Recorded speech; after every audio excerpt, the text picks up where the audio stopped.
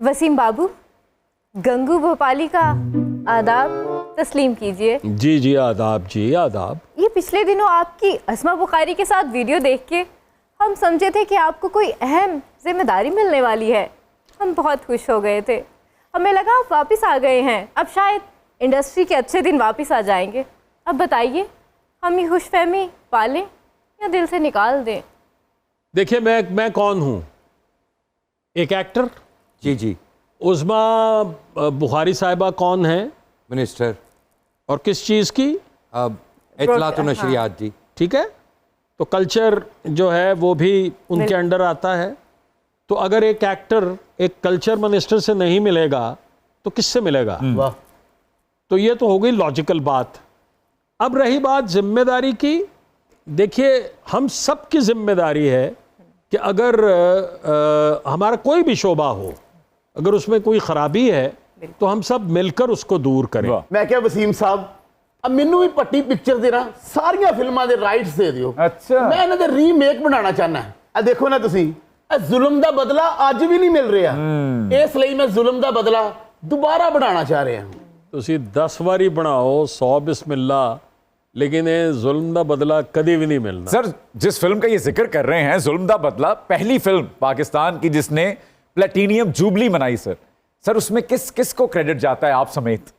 देखिए, मुझे तो खैर कोई, हम तो बच्चे थे उस वक्त।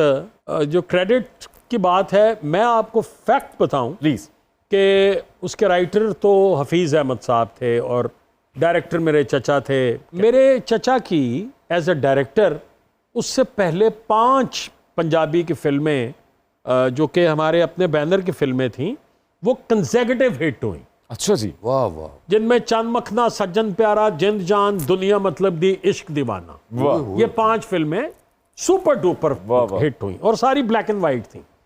तो उनकी पहली हमारी प्रोडक्शन की पहली जो कलर्ड मूवी थी उसका नाम था सज्जन दुश्मन, और वो बहुत बड़े बजट की फिल्म थी। तो वो ना ओवर कॉन्फिडेंट हो गए शायद, तो वो फिल्म डेड फ्लॉप हो। जब वो बहुत बुरी तरह फ्लॉप हुई तो उन्होंने रोना शुरू कर दिया कि मेरी फिल्म फ्लॉप हो गई है। तो मेरे मामू उनके उस्ताद थे। अच्छा, सईद अशरफी नाम था उनका। तो उन्होंने कहा कि की हो गया, जनानियां की तरह रोन लग पे हैं, फिल्मां हिट भी होंदियां ने, फ्लॉप भी होंदियां ने, चलने आ पिंडी चलने आ दे कहानी लिख के ले आने। तो हफीज़ साहब को बिठाया गाड़ी में, खुद बैठे, ये 4 लोग जा रहे थे। तो रास्ते में एक जगह आई, तो मेरे मामू ने कहा यार यहाँ पर ना एक गांव है, मैं उसका नाम नहीं लूंगा उस जगह का, क्योंकि बहुत फेमस जगह है वो। और आज भी उसके लोग भी जिंदा हैं, उसकी खातीन भी जिंदा हैं। उनका ये ट्रेडिशन था कि जब उनके मर्द बाहर निकला करते थे तो वो बग्गी की सवारी में निकलते थे।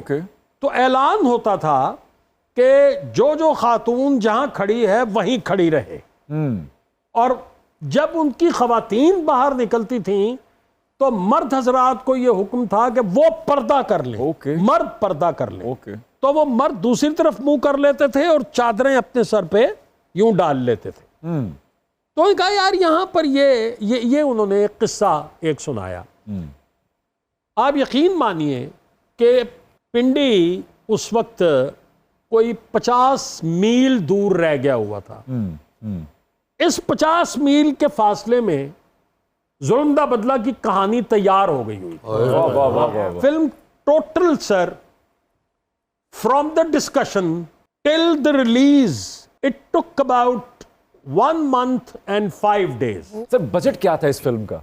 बजट होगा जी उस जमाने में कोई, मेरा ख्याल है हार्डली 3.5 लाख 4 लाख के करीब होगा मैक्सिमम। और बिजनेस इसने किया था को 22 लाख के करीब जी। और अगर आज इसको कैलकुलेट करें प्लीज सर, मैं सिर्फ इसमें एक छोटी सी बात बता सकता हूं, उससे आप अंदाजा लगा लीजिए कि लिबर्टी सिनेमा जो है ना, लिबर्टी सिनेमा वो गालिबन 12 या 14 लाख रुपए का बिक रहा था उस दौर में अनफॉर्चुनेटली वो डील नहीं हो सकी।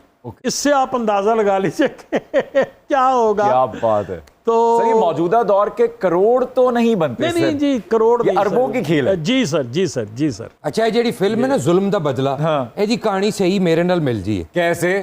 ਮੇਰੀ ਭੈਣ ਨੇ ਜਦੋਂ ਇਹ ਫੈਸਲਾ ਕੀਤਾ ਨਾ ਕਿ ਮੈਂ ਘਰ ਛੱਡ ਦਿਆਂਗੀ ਤੇ ਮਰਜ਼ੀ ਦਾ ਵਿਆਹ ਕਰਾਂਗੀ, ਮੈਂ ਉਹਨੂੰ ਧੱਕੇ ਮਾਰ ਕੇ ਗੈਰਤ ਦੇ ਚੱਕਰ 'ਚ ਘਰੋਂ ਕੱਢਤਾ। ਉਹ ਘਰੋਂ ਜਾਂਦੇ ਹੋਏ ਮੈਨੂੰ ਕਹਿੰਦੀ ਭਰਾਵਾ ਤੈਨੂੰ ਇੱਕ ਦਿਨ ਮਿਲੇਗਾ ਜ਼ੁਲਮ ਦਾ ਬਦਲਾ। अच्छा। ਫਿਰ ਇਹ ਪੈਦਾ ਹੋਈ ਤੇ ਉਹ ਦੁਨੀਆ ਛੱਡ ਗਈ, ਇਹ ਮੈਨੂੰ ਦੇ ਗਈ।